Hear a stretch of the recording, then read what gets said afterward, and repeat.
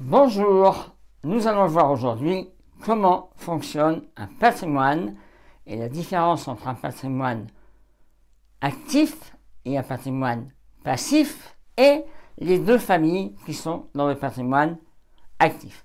Je m'appelle Christian Dubois, je suis l'auteur du livre Les 17 lois indispensables au succès financier et donc nous allons regarder le fonctionnement d'un patrimoine. Donc un patrimoine, il est composé de deux grandes familles, l'actif et le passif. L'actif, c'est ce que vous possédez. Le passif, c'est ce que vous devez. Mais dans la famille des actifs, il y a encore deux grands domaines. Il y a ce qu'on appelle l'actif productif et l'actif improductif. Qu'est-ce que ça veut dire? L'actif productif, c'est un actif, donc ça a de la valeur, et en plus, ça génère des revenus. Ça produit des revenus. L'actif improductif, lui, il a aussi de la valeur, puisque c'est un actif, mais par contre, il ne génère pas de revenus. Donc, dans l'actif improductif, qu'est-ce qu'on peut mettre? Oui, la première chose déjà, c'est la résidence principale. C'est bien, il est bon d'en avoir une. Je vous expliquerai sur une autre vidéo pourquoi c'est important d'être propriétaire de sa résidence principale. Mais ça ne génère pas de revenus. Une autre chose, c'est la résidence secondaire.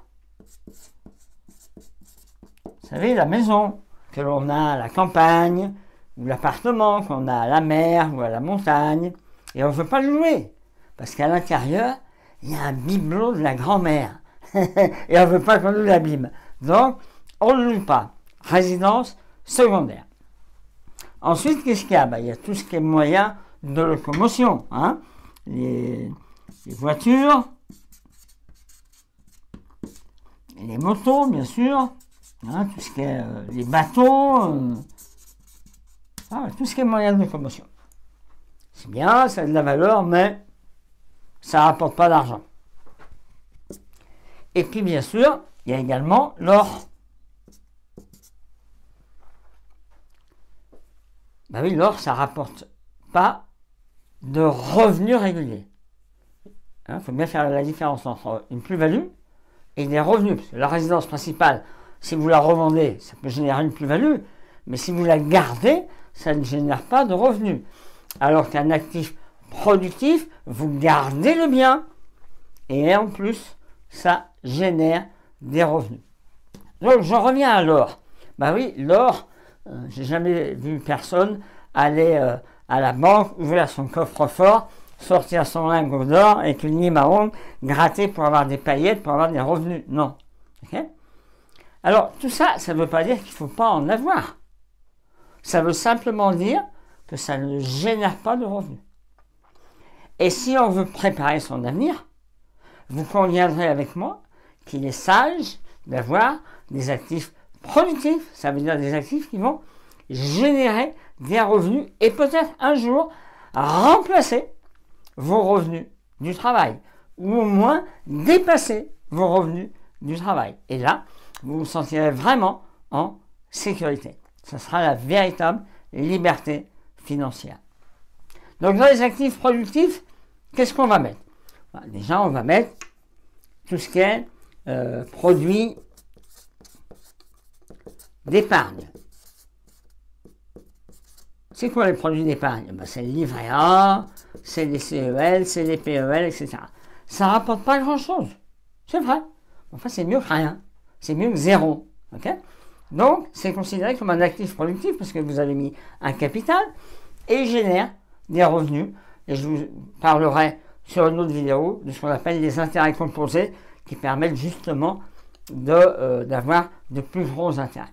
Ensuite, passons aux choses un petit peu qui rapportent un petit peu plus, les obligations. Et puis bien sûr, les actions. Vous connaissez la différence entre une obligation et une action?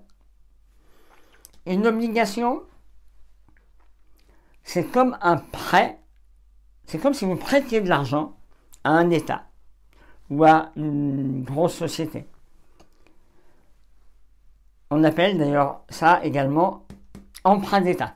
Donc, vous achetez des obligations, c'est comme si vous prêtiez de l'argent à un État, par exemple, et cet État s'oblige à vous verser chaque année un intérêt sur l'argent que vous lui avez prêté, ça s'appelle un coupon, et à la fin de l'obligation, parce que l'obligation elle a une durée de vie, 10 ans, 15 ans, à la fin de l'obligation, l'État vous rembourse la somme que vous lui avez prêtée.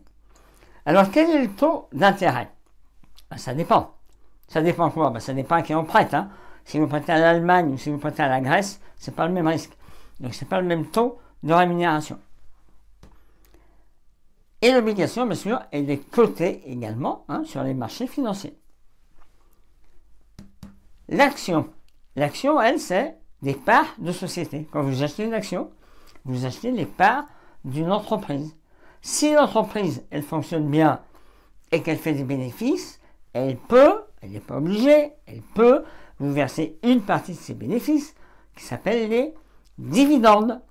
C'est pour ça que ça rentre dans l'actif productif, parce que ça génère des revenus même si on garde le bien. L'action, elle est rémunérée de deux façons, par les dividendes et par la plus-value qu'elle peut générer suite à l'augmentation de son cours, comment dire, le cours de bourse. Okay. Et enfin, un autre actif productif, et bien sûr, c'est l'immobilier locatif. C'est-à-dire que vous achetez un bien et vous le mettez à la location, soit à la location traditionnelle, qu'on appelle également la location nue, soit la location meublée, qu'on appelle aussi le LMNP, loueur meublé non professionnel. Voilà l'actif productif, l'actif improductif. Si vous voulez vous enrichir, il faut venir ici dans l'actif productif pour générer des revenus qui pourront vous permettre plus tard d'acheter des actifs improductifs, c'est-à-dire une résidence secondaire, une voiture, une belle voiture, un bateau, pourquoi pas, mais commencez à investir ici. Ça, c'est important. Voilà, je vous ai mis un cadeau. Il suffit de cliquer sur le lien dans la description et cliquer également sur j'aime. Ça m'encourage et ça me fait plaisir. À bientôt. Au revoir.